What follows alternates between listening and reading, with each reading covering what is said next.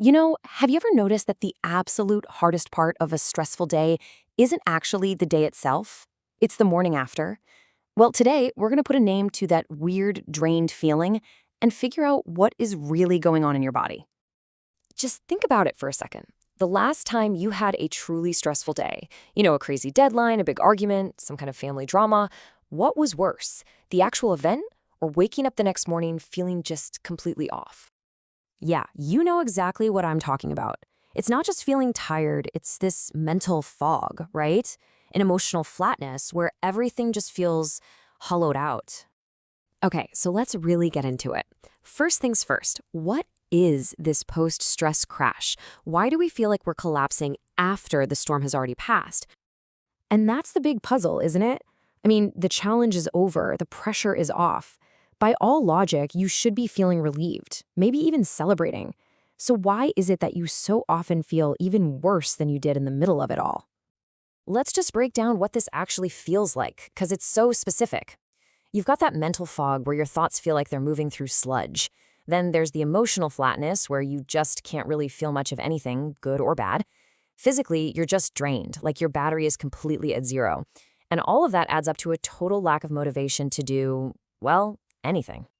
So, what's really happening here? Well, it turns out this feeling isn't just in your head. Oh no, it's a real biological process, and it actually has a name.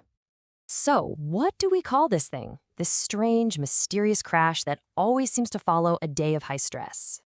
It's called the cortisol hangover. And right there, just giving it a name, it starts to make sense. This isn't just a bad mood. It's the physiological fallout from a huge hormonal surge. It's what happens while your body is slowly, methodically clearing out all those powerful stress hormones, especially cortisol, that it needed to get you through the crisis in the first place. And this is absolutely crucial to get. The cortisol hangover is not you being lazy or dramatic. It is a real, measurable, biological event happening inside your body. Think of it like a physical hangover from a chemical party you didn't even know you were at. But why? Why does this even happen? Well, to understand the hangover, we have to look at the science behind your body's incredibly slow and deliberate reset process. Okay, so here's the deal. When your brain senses a threat, whether it's a real one or just a stressful work email, it smashes a big red panic button. This floods your system with this powerful cocktail of hormones, and cortisol is the main ingredient. It's your fight or flight response, this ancient survival programming designed to give you a burst of focus and energy. And here's the timeline of how it all goes down. Step 1, the stressful thing happens, and bam, your hormones surge.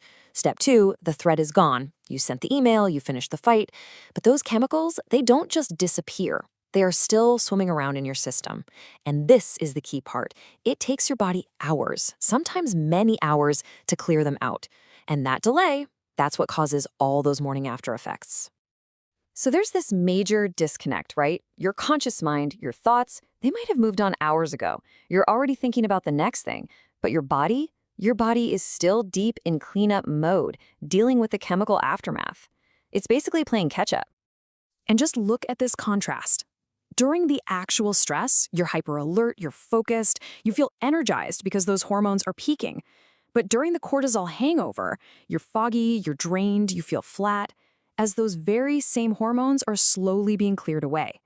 They are literally two sides of the exact same biological coin. So what's the big takeaway from all this? Why is this so important to know? Well, because understanding this process isn't just cool biology. It's actually a really powerful tool for self-compassion. Listen to this because it's so important. Feeling like a zombie the day after a crisis is not a sign of weakness. It's not a personal failing. It is a predictable, normal, physiological aftershock. Your body did exactly what it evolved to do, and now it just needs time to reset. That's it. So let's wrap this up with the key points. First, that morning crash finally has a name, the cortisol hangover. Second, it's not just a mood, it's your body hitting its slow hormonal reset button. And maybe most importantly, just knowing this, just understanding the why, is the absolute first step toward actually managing it. Seriously, when you can wake up feeling foggy and just say to yourself, okay, this is a cortisol hangover, you take away all of its weird, mysterious power. You turn it from something you blame yourself for into a simple biological process that you can actually plan for and support. So I'll leave you with this to think about. Now that you can name this feeling and you know what's causing it, how might that change the way you treat yourself the day after a really big stress? How will you approach your own recovery?